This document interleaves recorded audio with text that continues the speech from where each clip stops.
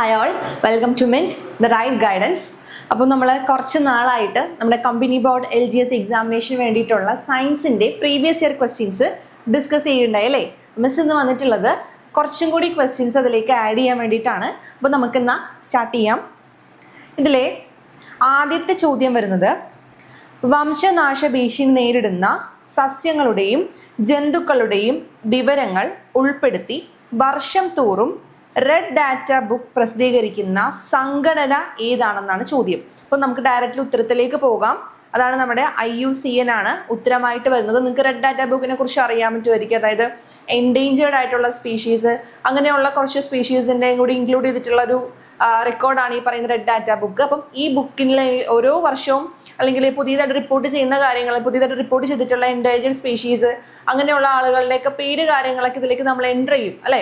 അപ്പം ഇത് നടത്തുന്നത് അല്ലെങ്കിൽ ഇത് ഈ എന്താ പറയുക റെഡ് ഡാറ്റ ബുക്കിലേക്ക് ഇത് പ്രസിദ്ധീകരിക്കുന്നതിനായിട്ട് സഹായിക്കുന്ന ഒരു സംഘടനയാണ് നമ്മൾ ഈ പറയുന്ന IUCN എന്ന് പറയുന്ന സംഘടന. രണ്ടാമത്തെ ചോദ്യമാണ്, പഴങ്ങളും പച്ചക്കറികളും പാകം ചെയ്യുമ്പോൾ അടച്ചു വേവിക്കണം എന്ന് പറയുന്നത് ഏത് വിറ്റാമിൻ നഷ്ടപ്പെടാതിരിക്കാനാണ്? അപ്പോൾ നിങ്ങൾക്ക് ഇവിടെ 4 ഓപ്ഷൻസ് തന്നിട്ടുണ്ട്. Vitamin D, then K, C, E തന്നിട്ടുണ്ട്. അപ്പം ഇവിടെ ആൻസർ ആയിട്ട് വരുന്നത് നമ്മളുടെ ഓപ്ഷൻ C ആയിട്ടുള്ള വൈറ്റമിൻ C ആണ്. എന്തെന്ന് വെച്ചിട്ടുണ്ടെങ്കിൽ ഈ പറയുന്ന വൈറ്റമിൻ D ഒക്കെ നമുക്ക് സൺലൈറ്റ് എന്ന് കിട്ടുമെന്ന് നിങ്ങൾക്ക് അറിയാം അല്ലേ. ഇനി വൈറ്റമിൻ K എന്ന് പറഞ്ഞാൽ നമ്മളുടെ ബ്ലഡിൻ്റെ ക്ലോട്ടൊക്കെ ഫോർമേഷൻ ചെയ്യാനായിട്ട് അല്ലെങ്കിൽ ബ്ലഡ് കട്ട പിടിക്കാനൊക്കെ സഹായിക്കുന്ന ഒരു വൈറ്റമിൻ ആണെന്ന് അറിയാം. ഇനി വൈറ്റമിൻ E എന്ന് പറഞ്ഞാൽ നമ്മളുടെ ഈ പറയുന്ന കൊഴുപ്പ്, ഫാറ്റ് ആയിട്ടുള്ള കണഞ്ഞിൽ നിന്നാണ് നമുക്ക് ഈ പറയുന്ന വൈറ്റമിൻ E കിട്ടുന്നത്. ഇനി വൈറ്റമിൻ Cക്ക് മാത്രം എന്താണ് പ്രത്യേകത എന്ന് പറഞ്ഞാൽ, ഒന്നാമത്തെ കാര്യം ഇതൊരു വാട്ടർ സൊല്യൂബിൾ ആയിട്ട് വരുന്ന ഒരു വൈറ്റമിൻ ആണ് ഈ പറയുന്ന വൈറ്റമിൻ C എന്ന് പറയുന്ന ആള്. അതേപോലെ തന്നെ ഈ ആൾക്ക് കുറേ അധികം എന്താ പറയുക ഈ ടെമ്പറേച്ചർ കാര്യങ്ങളെയൊക്കെ ഒന്ന് പ്രതിരോധിക്കാനായിട്ടുള്ള ശേഷിയൊന്നും ഇല്ല. അതായത് കുറേ ടെമ്പറേച്ചർ കൊടുക്കുവാണെങ്കിൽ ഈ വൈറ്റമിൻ അവിടെ കംപ്ലീറ്റ് ആയിട്ട് എന്ത് ചെയ്യും, നശിഞ്ഞു പോകും. അപ്പം അങ്ങനെ പോവാതിരിക്കാനാണ് ഈ പറയുന്ന ആ കണ്ടന്റ് എല്ലാം നമുക്ക് കിട്ടാൻ വേണ്ടിയിട്ടാണ് ഈ പറയുന്ന ഒരു അടച്ചു വെച്ച് വേവിക്കുക, അല്ലെങ്കിൽ അതിനെ കണ്ടന്റ് പുറത്തേക്ക് പോവാതിരിക്കുക, അല്ലെങ്കിൽ എയറുമായിട്ട് എന്തെങ്കിലും കോണ്ടാക്ട് വരാതിരിക്കാൻ വേണ്ടിയിട്ടാണ് ഈ പറയുന്ന കാര്യം നമ്മൾ ചെയ്യുന്നത്. അപ്പം രണ്ടാമത്തേൻ്റെ ഉത്തരം വരുന്നത് വൈറ്റമിൻ C ആണ്. അപ്പം അതൊന്ന് നിങ്ങൾ നോട്ട് ചെയ്ത് വെക്കണം കേട്ടോ. ഇനി അടുത്ത ചോദ്യം, മൂന്നാമത്തെ ചോദ്യമാണ്, കണ്ടൽ കാടുകളെ സംബന്ധിച്ച് താഴെ കൊടുത്തിരിക്കുന്ന പ്രസ്താവനകൾ ശരിയായത് തിരഞ്ഞെടുക്കുക.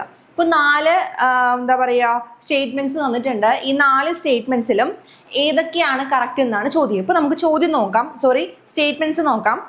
1, തീരപ്രദേശത്തെ മണ്ണ് പിടിച്ചു നിർത്തുന്നു, സുനാമിയെ തടയുന്നു, മത്സ്യസമ്പത്ത് കുറയാൻ കാരണമാവുന്നു.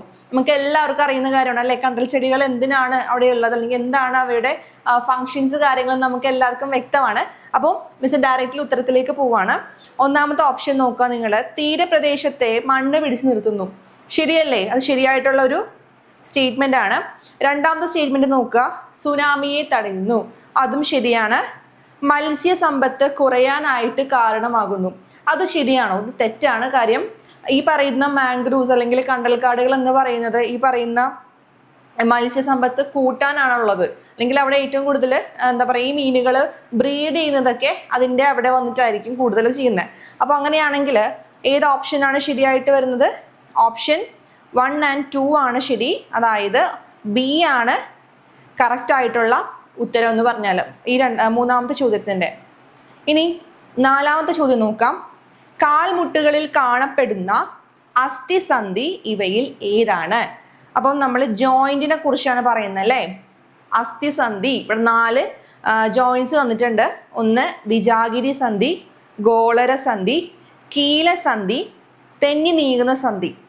അതായത് നമ്മളെ ഹിഞ്ച് ജോയിന്റ്, അതേപോലെ തന്നെ ബോൾ ആൻഡ് സോക്കറ്റ് ജോയിന്റ്, പിന്നെ പൈവറ്റ് ജോയിന്റ്, അതേപോലെ ഗ്ലൈഡിങ് ജോയിന്റ്. അപ്പം നമുക്ക് ഏതാ നോക്കാം. കാൽമുട്ടുകളിൽ കാണുന്ന സന്ധി ഏതാണ്? ഉറപ്പായിട്ടും ഈ പറയുന്ന വിജാഗിരി സന്ധി, അതായത് ഹിഞ്ച് ജോയിന്റ് ആണ്. ഇനി അതേപോലെ തന്നെ ഗോളര സന്ധി, അതായത് നമ്മളുടെ ബോൾ ആൻഡ് സോക്കറ്റ് ജോയിന്റ് ഒക്കെ നമ്മളുടെ ഷോൾഡേഴ്സിലാണ് കാണുന്നത്. ദെൻ പൈവറ്റ് ജോയിന്റ്, കീലസന്ധിയൊക്കെ നമ്മളുടെ ഈ പറയുന്ന നെക്ക് റീജിയൻസിലൊക്കെ കാണുന്നുണ്ട്. ദെൻ ഗ്ലൈഡിങ് ജോയിന്റ്, അതായത് തെന്നി നീങ്ങുന്ന സന്ധിയൊക്കെ നമ്മൾ റിസ്റ്റിലൊക്കെയാണ് കാണുന്നത്. അപ്പോൾ നാലാമത്തെ ചോദ്യത്തിന്റെ ഉത്തരം എന്ന് പറയുന്നത് ഓപ്ഷൻ A ആണ്. ഇനി അഞ്ചാമത്തെ ചോദ്യം നോക്കാം. താഴെ കൊടുത്തിരിക്കുന്നവയിൽ വായുവിലൂടെ പകരുന്ന രോഗങ്ങൾ അല്ലാത്തവ ഏതൊക്കെയാണ്? അപ്പം എയർ ബോൺ ഡിസീസസ് അല്ലാത്തത് ഏതാണെന്നാണ് ചോദ്യം വരുന്നത്. നമുക്ക് ഓരോ അസുഖങ്ങൾ എടുത്ത് നോക്കാം. Influenza, chicken pox. Chicken pox നിങ്ങൾക്ക് അറിയാലോ, വെറിസെല്ല വൈറസ് മൂലം ഉണ്ടാകുന്നതാണ്. അത് കംപ്ലീറ്റ്ലി എയർ ബോൺ ഡിസീസ് ആണ്, വായുവിലൂടെ പകരുന്ന രോഗമാണ്. ഇൻഫ്ലുവൻസയും അങ്ങനെ തന്നെയാണ്. അഞ്ചാമനി ക്ഷയം, അതായത് ട്യൂബർക്കുലോസിസ് പോലെയുള്ള കാര്യങ്ങളൊക്കെ എന്താ പറയുക എയർബോൺ ആണ്. കോവിഡ് നിങ്ങൾക്ക് അറിയുന്ന കാര്യമാണ്, COVID-19, വില്ലൻ ചുമ, ഇതൊക്കെ എല്ലാം എയർബോൺ ആണ്. ഇനി കോളറയും ടൈഫോയിഡ് എടുക്കുക, ഇത് എയർബോൺ അല്ല, ഇതെന്താണ്? വാട്ടർ ബോൺ ആയിട്ടുള്ള അസുഖമാണ് അല്ലെ. കോളറ, അതേപോലെ തന്നെ ടൈഫോയിഡ്, സാൽമണല്ല ടൈഫി, ഇതാണ് ഈ പറയുന്ന ഈ ബാക്ടീരിയയാണ് ടൈഫോയിഡ് ഫീവർ ഒക്കെ കോസ് ചെയ്യുന്നത്. നമ്മൾ കഴിഞ്ഞ അതിലൊക്കെ ഡിസ്കസ് ചെയ്തിട്ടുണ്ടായിരുന്നു. അപ്പം അഞ്ചാമത്തെ ചോദ്യത്തിന്റെ ഉത്തരം എന്ന് പറയുന്നത് ഓപ്ഷൻ ഡി ആണ്. കാരണം മറ്റ് എല്ലാ രോഗങ്ങളും വായുവിലൂടെ പകരുന്ന രോഗങ്ങളാണ്. ഈ പറയുന്ന ടൈഫോയിഡും കോളറയും മാത്രമാണ് എന്ത്, നമ്മുടെ വെള്ളത്തിൽ കൂടി പകരുന്ന അസുഖങ്ങൾ. ഇനി നിപ്പ നോക്കുക. നിപ്പ രോഗത്തിന് കാരണമായിട്ടുള്ള ജീവി അറിയാം നിങ്ങൾക്ക്, എന്താ? നിപ്പ വൈറസ് കാരണമാണ് നിപ്പ അസുഖം ഉണ്ടാവുന്നതെന്ന് അറിയാം. അപ്പൊ ഓപ്ഷൻ ഏതാണ്? ഓപ്ഷൻ സി ആണ് ഇതിന് ഉത്തരമായിട്ട് വരുന്നത്. ഇനി ബാക്ടീരിയ കൊണ്ടുണ്ടാകുന്ന അസുഖങ്ങൾ നിങ്ങൾക്ക് അറിയാലോ, നമ്മുടെ ടൈഫോയിഡ് ഫീവർ, അങ്ങനെയുള്ള അസുഖങ്ങളൊക്കെയാണ് ഉണ്ടാവുന്നത്. ഫംഗസ് മൂലം ഉണ്ടാകുന്നതാണ് റിംഗ് വോം ഡിസീസ് എന്ന് പറയും. ദെൻ പ്രോട്ടോസോവ, നമുക്കറിയാം മലേറിയ മൂലം ഉണ്ടാകുന്ന രോഗം അല്ലെ, മലേറിയ ആണ് ഈ പ്രോട്ടോസോവ കോസ് ചെയ്യുന്ന അസുഖം. പ്ലാസ്മോഡിയം വൈവാക്സ് ഒക്കെയാണ് ഈ പറയുന്ന മലേറിയ കോസ് ചെയ്യുന്ന പ്രോട്ടോസോവനുകൾ. അപ്പം നിപ്പ രോഗത്തിന് കാരണമായിട്ടുള്ള ജീവി എന്ന് പറയുന്നത് ആരാണ്? വൈറസ് ആണ്. ഓപ്ഷൻ സി ആണ് ഉത്തരം. ഇനി ഏഴാമത്തെ ചോദ്യം നോക്കാം. ഓങ്കോളജി ഏത് അസുഖത്തെക്കുറിച്ചുള്ള പഠനമാണ്? ക്യാൻസർ, COVID-19, പ്രമേഹം, എയ്ഡ്സ്. ഏതാണ്? നമ്മുടെ ക്യാൻസറിനെ കുറിച്ചുള്ള പഠനമാണ് എന്ത്? ഓൺകോളജി എന്ന് പറഞ്ഞാല്. ഇനി ഡയബറ്റിസ് നമുക്ക് നോക്കാം അല്ലെ, പ്രമേഹം, ഡയബറ്റിസ്, അതിനെ കുറിച്ചുള്ള പഠനം നമ്മളെ എൻഡോക്രൈനോളജി എന്ന് പറയുന്ന ഒരു വിഭാഗത്തിൽ നമുക്ക് പെടുത്താം. ഇനി HIV എന്താ പറയുക, നമുക്ക് അറിയാലോ, ഹ്യൂമൻ ഇമ്മ്യൂണോ ഡെഫിഷ്യൻസി വൈറസ് മൂലം ഉണ്ടാകുന്ന ഒരു അസുഖമാണ് HIV. COVID-19 നമുക്കിപ്പം അറിയുന്ന ഒരു കാര്യം തന്നെയാണ്. അപ്പം ഏഴാമത്തെ ചോദ്യത്തിന്റെ ഉത്തരം വരുന്നത് ഓപ്ഷൻ എ ആണ്. ഓക്കെ, എട്ടാമത്തെ ചോദ്യം. സിലിക്ക വൈറസ് ബാധയ്ക്ക് കാരണമായ കൊതുകിനം ഏതാണ്? ഇപ്പൊ നമ്മള് കഴിഞ്ഞ ഒരു ക്വസ്റ്റ്യനിലൊക്കെ ഡിസ്കസ് ചെയ്തിരുന്നു. നമ്മുടെ മലേറിയ എന്ന് പറയുന്ന അസുഖം കോസ് ചെയ്യുന്നത് പ്രോട്ടോസോവൻസ് ആണ്. പ്രോട്ടോസോവൻസിൽ തന്നെ ഈ മലേറിയ ഡിസീസ് കോസ് ചെയ്യുന്ന 2 ഹോസ്റ്റ് ഉണ്ട്, അല്ലെങ്കിൽ ഇവർക്ക് 2 ഹോസ്റ്റിൽ കൂടിയാണ് അവർ ഈ അസുഖം ഉണ്ടാക്കുന്നതെന്ന് പറഞ്ഞിരുന്നു. അതിൽ ഒന്ന് നമ്മളെ മനുഷ്യരാണ്, മറ്റൊന്ന് ഫീമെയിൽ ആനോഫിലസ് മോസ്കിറ്റോ ആണ്.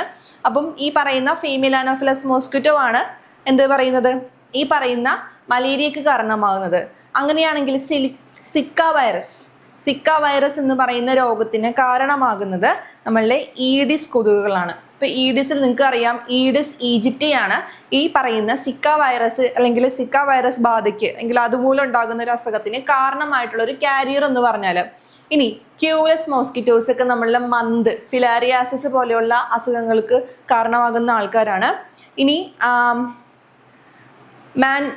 മാൻസോണിയൻസ് എന്ന് പറയുന്ന അല്ലെങ്കിൽ മാൻസോണിൻ എന്ന് പറയുന്നൊരു കൊതുകുണ്ട്. അതിന്റെ മെയിൻ ആയിട്ട് വരുന്ന എഫക്റ്റ് അല്ലെങ്കിൽ അസുഖം എന്തെന്ന് പറഞ്ഞിട്ടുണ്ടെങ്കിൽ നമ്മൾ ബ്രുഗായി മലായി എന്ന് പറയുന്ന ഒരു അസുഖമുണ്ട്. അതാണ് ഈ പറയുന്ന ആള് കോസ് ചെയ്യുന്നത്. ആക്ച്വലി ഇവരൊക്കെ കാരിയേഴ്സ് ആയിട്ടാണ് കൂടുതൽ ആക്ട് ചെയ്യുന്നത്.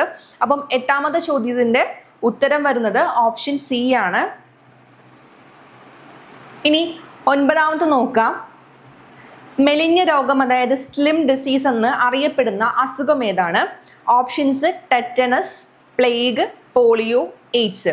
അപ്പം സാധാരണ നമ്മൾ ഈ പറയുന്ന സൗത്ത് ആഫ്രിക്ക അല്ലെങ്കിൽ ആഫ്രിക്കൻ റീജിയങ്ങളിൽ ഹിസ്റ്ററിക്കലി ഈ പറയുന്ന HIV അല്ലെങ്കിൽ എയ്ഡ്സിനെ വിളിക്കുന്ന പേരെന്ന് പറഞ്ഞാൽ സ്ലിം ഡിസീസ് എന്നാണ്. അപ്പം എയ്ഡ്സ് ആണ് ഇതിന്റെ ഉത്തരമായിട്ട് വരുന്നത്. എന്തുകൊണ്ടാണ് ഇവർ ഇതിനെ സ്ലിം ഡിസീസ് എന്ന് വിളിക്കാൻ കാരണം എന്ന് പറഞ്ഞാൽ ഏറ്റവും കൂടുതൽ അല്ലെങ്കിൽ HIV ബാധിച്ചു കഴിഞ്ഞ് അത് അക്വയർഡ് ഇമ്മ്യൂണോ ഡെഫിഷ്യൻസി സിൻഡ്രം എന്ന് പറയുന്ന ഒരു കണ്ടീഷനിലേക്ക് മാറിക്കഴിഞ്ഞ ശേഷം ആ അഫക്റ്റഡ് ആയിട്ടുള്ള ഒരു ഇൻഡിവിജ്വലിന്റെ ബോഡിയിൽ ഒരുപാട് ചേഞ്ചസ് ഉണ്ടാകുന്നുണ്ട് അല്ലെ.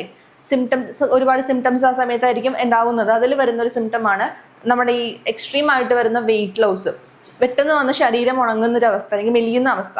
അപ്പം ആ ഒരു സിംറ്റം ഉള്ളത് കൊണ്ടിട്ടാണ് ഈ പറയുന്ന സ്ലിം ഡിസീസ് എന്ന് അല്ലെങ്കിൽ സ്ലിം രോഗം എന്ന് നമ്മൾ ഈ പറയുന്ന എയ്ഡ്സിനെ നമ്മൾ പറയുന്നത്. അപ്പോൾ ഒൻപതാമത്തെ ചോദ്യത്തിന്റെ ഉത്തരം എന്ന് പറയുന്നത് ഓപ്ഷൻ ഡി ആണ്. ഇനി പ്ലേഗ് നിങ്ങൾക്ക് അറിയാലോ, ബ്ലാക്ക് ഡെത്ത് എന്ന് പറയാറുണ്ട്, കറുത്ത മരണം എന്നൊക്കെ പറയാറുണ്ട്. പോളിയോ നിങ്ങൾക്ക് അറിയാം, ടെറ്റനസ്, ടെറ്റണി കാര്യങ്ങളെക്കുറിച്ചും നിങ്ങൾക്ക് നല്ല ബോധ്യമുണ്ടെന്ന് അറിയാം. ഇനി 10ാമത്തെ ചോദ്യമാണ്, ജീവിതശൈലി രോഗനിയന്ത്രണ പദ്ധതി ഇന്ത്യയിൽ ആരംഭിച്ചത് ഏത് വർഷമാണ്? നമുക്ക് ഉത്തരത്തിലേക്ക് പോകാം. 2010 ഈ പറയുന്ന പദ്ധതിയൊക്കെ തുടങ്ങിയിട്ടുള്ളത്. അപ്പം ഇത്രയുമാണ് മിസ് ഇന്ന് പറയാനായിട്ട് ഉദ്ദേശിച്ചിട്ടുള്ള കുറച്ച് ക്വസ്റ്റ്യൻസ് എന്ന് പറഞ്ഞാൽ. അപ്പോൾ നമ്മൾ ഇടയ്ക്കിടയ്ക്ക് ക്വസ്റ്റ്യൻസ് ചെയ്യുന്നുണ്ട്. അപ്പോൾ ക്വസ്റ്റ്യൻസിൻ്റെ ഓപ്ഷൻസും കൂടി നിങ്ങളൊന്ന് നോക്കി പോവുക, എന്താണെന്ന് നിങ്ങൾ മനസ്സിലാക്കി പോവുക. അപ്പോൾ മാക്സിമം ക്വസ്റ്റ്യൻസ് നമ്മൾ ഇൻക്ലൂഡ് ചെയ്യാനായിട്ട് ശ്രമിക്കുന്നുണ്ട്. അപ്പം നന്നായിട്ട് എല്ലാവരും പ്രിപ്പയർ ചെയ്യാം.